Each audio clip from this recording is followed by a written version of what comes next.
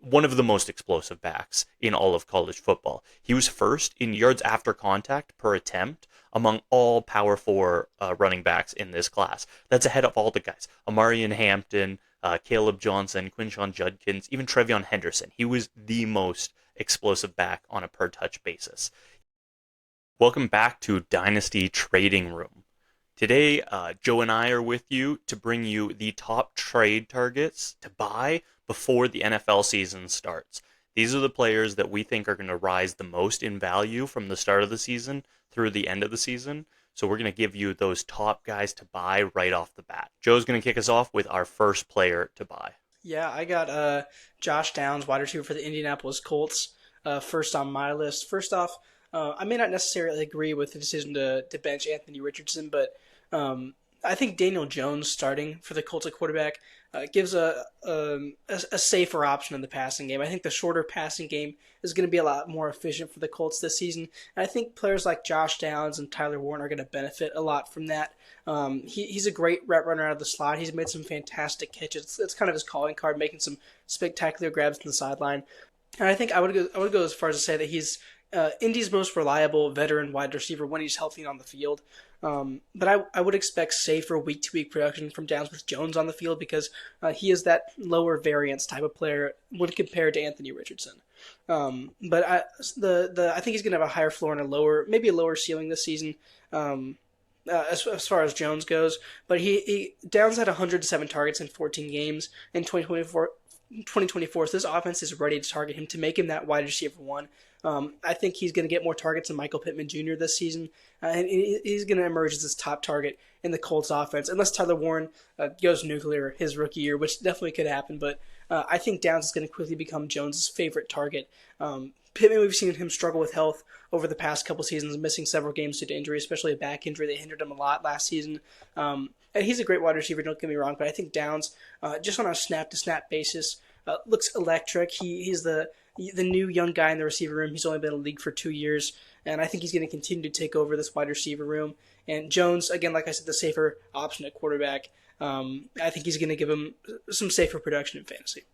Absolutely. Josh Downs is a great buy. The talent's just undeniable, and he's just had these bad quarterback situations. And if Daniel Jones can just be passable for them, he's got a great opportunity to be a huge riser with that talent.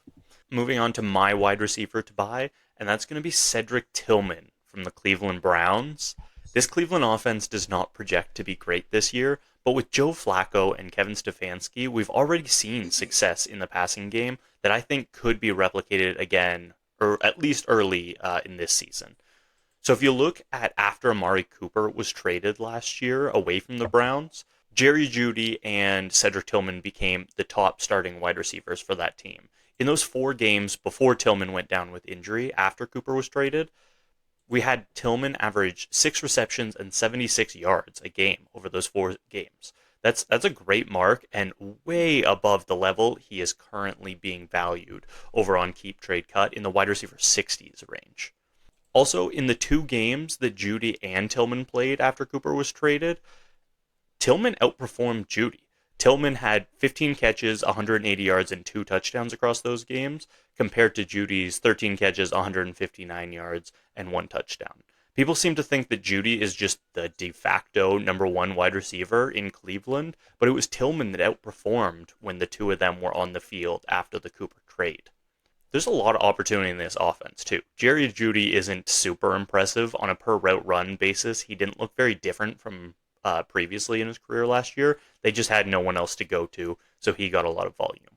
David Njoku's getting older. He's a good player, but that's about it in the receiving game for the Cleveland Browns. It's Jerry Jeudy, David Njoku, and Tillman. Tillman has a chance, if this Browns offense is just slightly better than expected, to be a real contributor for fantasy. The big thing here is it's going to cost you nothing. You might be able to get Tillman for a third in a lot of your leagues. At most, it's going to cost you a late second to acquire him. And a young wide receiver that showed flashes and could explode this year, it reminds me of Nico Collins, especially when you take a look at him and he's a big X receiver. This is a guy that I really want to buy this year. Yeah, I think Tillman's kind of a favorite among all of us at FTR. I know Steve's especially a big fan of him. I like him as well, and obviously you present a great argument there. I think, with Flacco leading the offense, I think his production could be very solid right off the bat, especially as a wide receiver too, like you said. And I would, without a doubt, trade a late second for Tillman right now. I think that's worth the buy, like you said. So moving into the quarterback position, I have my first quarterback buy, which is Bryce Young of the Carolina Panthers. When you look at Bryce Young, the story about him has been the situation, right? His first season in the league, it was kind of a disaster in terms of who was around him. And even at some points last year as well, but two wide receivers drafted in the first round over the last two off seasons for Carolina. That's Xavier Legette, who had a solid rookie season, and then Tedoroy McMillan with the 8th overall pick of this year in the 2025 NFL Draft. I think that wide receiver core has gotten a lot better this offseason. They also added Hunter Renfrow. And while they did lose Adam Thielen, the veteran, I think Tedoroy McMillan is going to have a very solid rookie season as that wide receiver one. He's a pretty polarizing prospect, but I think he's going to find some success early on as the team's wide receiver one. I think that's why they drafted him so high. I think they really do expect him to take a big leap this year in his rookie season.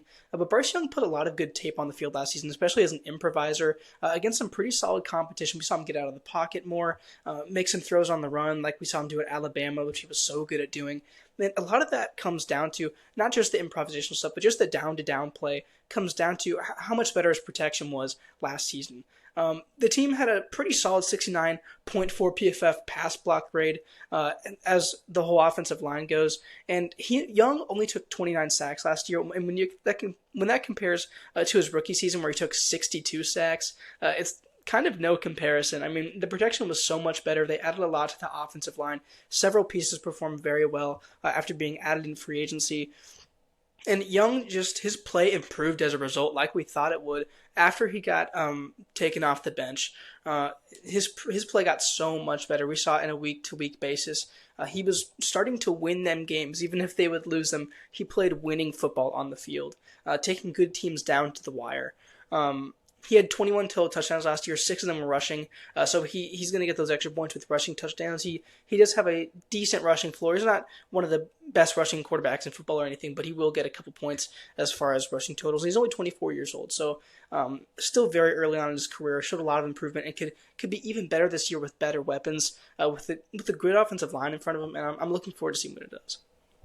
Absolutely. It was the rushing game from Bryce Young that we saw last year that really surprised me. Obviously, he was a much better passer after that benching when he came back. But that rushing upside for fantasy, I was really surprised by, and he makes him a great buy, especially with how young he still is. This is the time to get in on him. Great. Moving over to my quarterback to buy this year, and that is J.J. McCarthy. I have been beating the drum on this guy nonstop this offseason. It really comes down to this is a Kevin O'Connell offense, and Kevin O'Connell offenses generate great quarterbacks for fantasy and great quarterbacks in the NFL. Look at what we had last year with Sam Darnold. Was sent off for nothing to Minnesota. His career was expected to be over after this stop. Now he has a multi-year contract extension with the Seahawks because of his time in Minnesota. Before that, we even saw flashes from guys like Nick Mullins and Josh Dobbs when they filled in for an injured Kirk Cousins a couple of years back in this KOC system. And obviously, Kirk Cousins excelled playing for KOC, and then as soon as he left, the wheels just fell off. In KOC's tenure with the Vikings, across all the quarterbacks that have played for him that I listed before, in 59% of their games, they were a fantasy QB1, so a top 12 QB. Compare that last year to guys like Jared Goff, Justin Herbert, great seasons. They were only QB1s 47% of the time. Bo Nix and Kyler Murray, only 41% of the time. Patrick Mahomes was only a QB1 in 31% of his games. So all of these top quarterbacks that are valued very highly in Dynasty are actually worse performers than what we've seen KOC Vikings quarterbacks do for fantasy. Yeah. Now you have J.J. McCarthy come in. He's throwing to Justin Jefferson, T.J. Hawkinson, Jordan Addison, a newly acquired Adam Thielen as well. Not to mention Aaron Jones out of the backfield. There's just so many great targets. This is going to be a great offense. The only thing that you could say as a drawback from last year's Vikings team was that interior offensive line. The tackles played great, but the center and guard combo up the middle kind of struggled, allowed a lot of pressure. what did they do this offseason? They went in and replaced all three of those guys. They added Ryan Kelly to play center. He had a 71.9 PFF pass grade last year. That's compared to the 48 that their center had last year in Minnesota. Also at guard, they added Will Fry, 74.9 PFF grade, pass grade, compared to the 49.1 they had at guard last year with Ed Ingram a lot of the season. At the other guard position, they added a first-round talent out of Ohio State in Donovan Jackson to come inside and play guard at the NFL level. So there's just huge improvements to their pass protection up the middle. J.J. McCarthy is going to have a lot of time, and if you give Justin Jefferson, Jordan Addison, T.J. Hawkinson time to get open in a KOC offense, like I don't think a top 3 QB finish for fantasy is outside of the realm of possibilities for J.J. McCarthy, and he's currently valued way behind that in Dynasty. I think this is a guy that could be up there with that, like just behind the Lamar Jackson, Josh Allen, Jaden Daniels tier after all is said and done this year. No, yeah, I love your outlook on McCarthy. I think I love your optimism with how high he can finish. I think we could definitely see that with how good the weapons are, with how good the offensive line is. He's definitely a guy with a high ceiling this year, for sure. We're seeing that. I think he's only rising in redraft and Dynasty. I think he's going to continue to do so, like you say. Hope you guys are enjoying the video so far. If you haven't already, subscribed to the Dynasty Trading Room YouTube channel for content like this all season to help you out with your Dynasty squads, help you reach those championships, win that hardware, and win bragging rights over your league mates.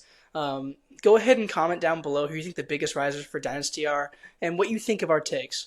Moving on, I have another Minnesota Viking as my running back buy, and that is Jordan Mason, a guy that I've been high on all offseason, ever since he was acquired by the team in exchange for a 6th-round pick from the San Francisco 49ers. He backed up Christian McCaffrey last year, and after McCaffrey went down with an injury, he had a fantastic season. He's as far as efficiency goes, he's averaged over 5 yards per carry in each of his first 3 NFL seasons. That's extremely impressive. I know he's in a Kyle Shanahan offense, and the running backs always play well, but you can't lie. When you see him on the field, when you see that film he puts up, he is a fantastic running back. The physicality is there. He's 223 pounds, so he's great as a goal line back.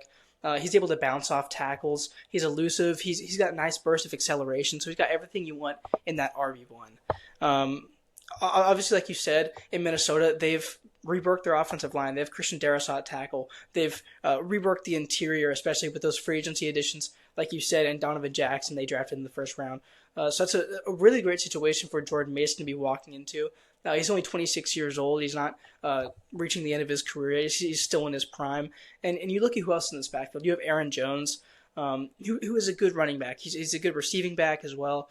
But he is 30 years old. And we've seen him struggle with injuries over the past couple of seasons. There were times last season where his play wasn't exactly the greatest. Not to say he was a bad running back, but you can't argue with the fact that Minnesota would benefit from having another running back in the backfield like Jordan Mason, who is so good on the goal line.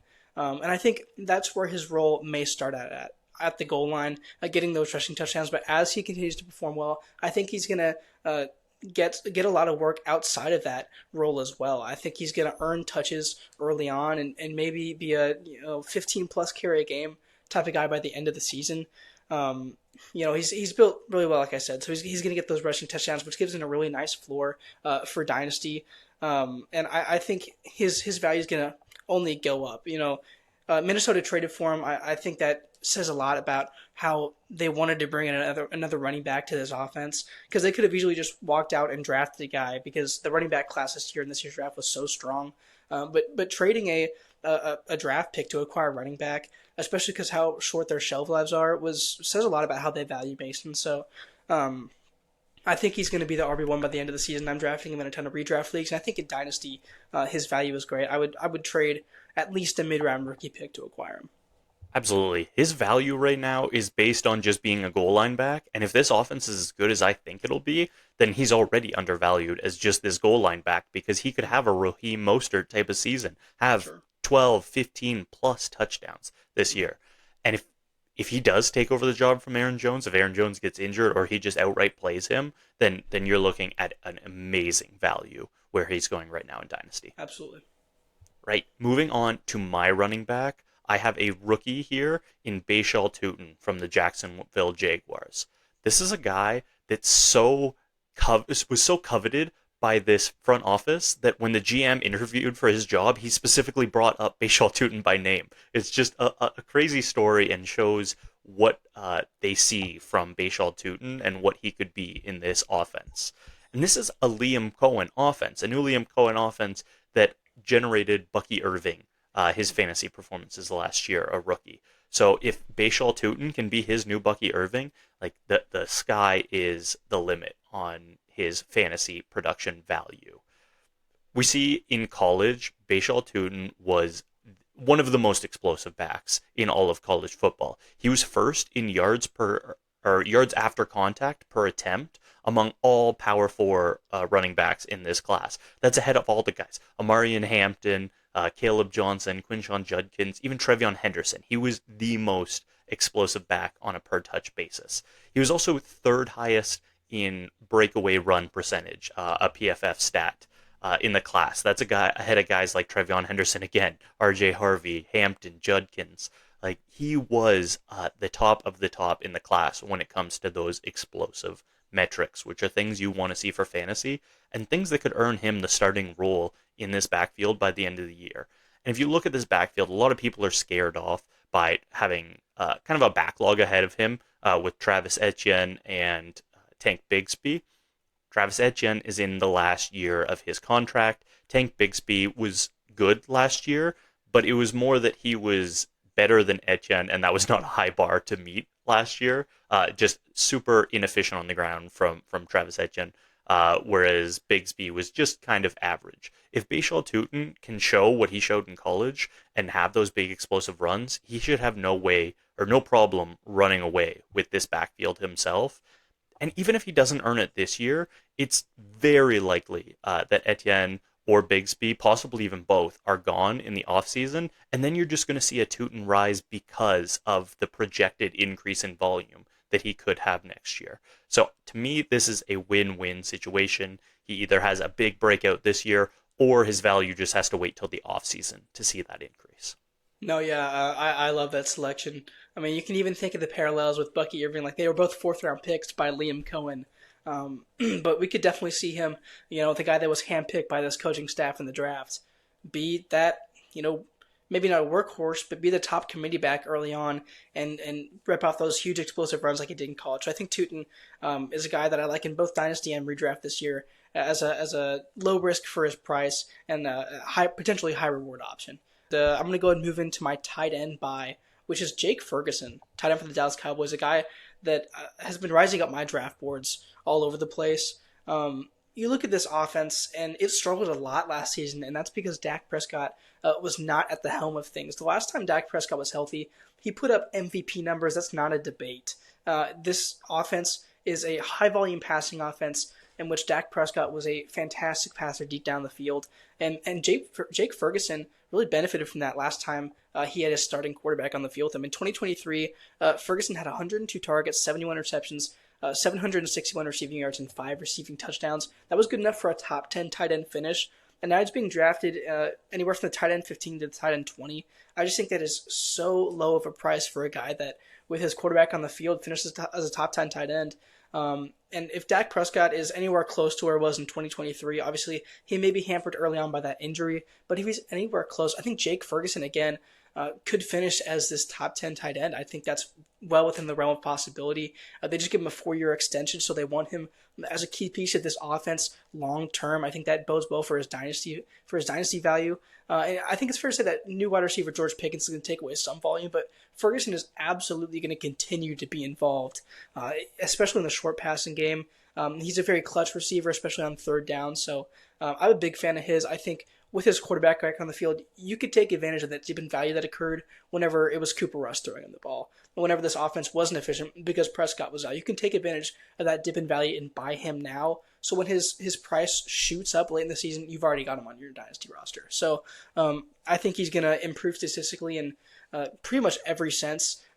Maybe not in targets, but I think he's going to have more receptions than he did last year, more yards. And if he can stay healthy, he's a good bet to increase in dynasty value a lot. Totally agree on Ferguson. Got the extension this offseason. They're committed to him. And this Cowboys team, I think it's going to be the Bengals NFC version.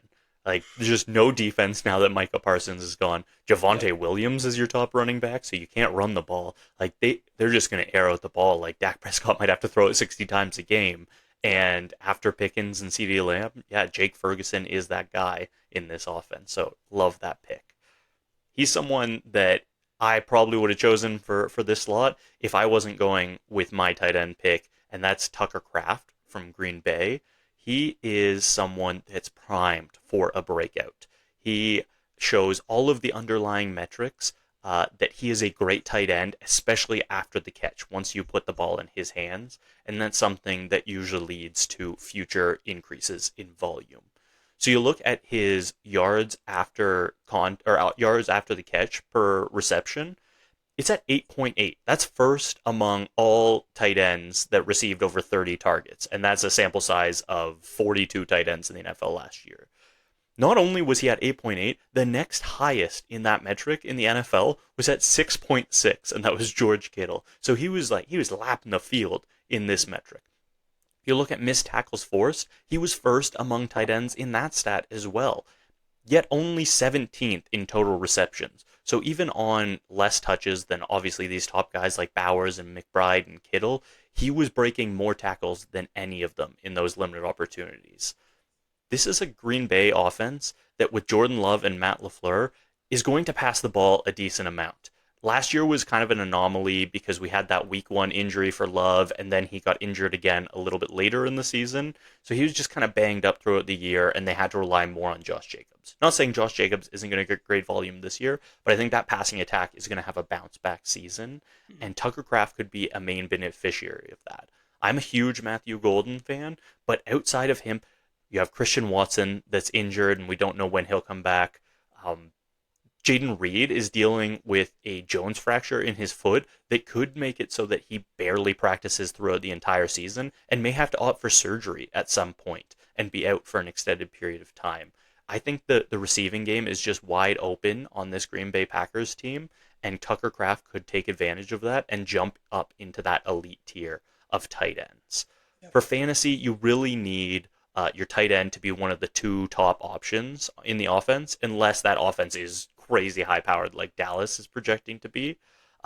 And Tucker Kraft has the chance to do just that. He has the chance to be, alongside Matthew Golden, one of the top 2 receiving options on this team, and possibly the number 1 receiving option on this team, as Matthew Golden is still unproven as a rookie. Yeah, no, great argument there. I think Tucker Kraft's film was some of my favorite to watch among tight ends last year. He kind of had that mini breakout that, you're right, could lead to a bigger breakout this season with Jordan Love back on the field and healthy, hopefully. Great after the catch, great athlete, good blocker as well. So I don't think he's going to leave the field a lot. I don't think there's really a need for another tight end in this offense, so I think that's a great pick. That brings us to the end of this video. Thank you all for joining us here at Dynasty Trading Room. If you like this content, go ahead and like and subscribe to this video. We want to help you all season long to find those best buy candidates throughout the season, those buy lows, those sell highs. And we're going to bring you lots of Dynasty rookie content as well through the season and into the offseason. So go ahead and subscribe so you don't miss a thing there. Also, while you're here, go ahead and comment who you think are the biggest buys ahead of this NFL season, and we'll take a look at that as well.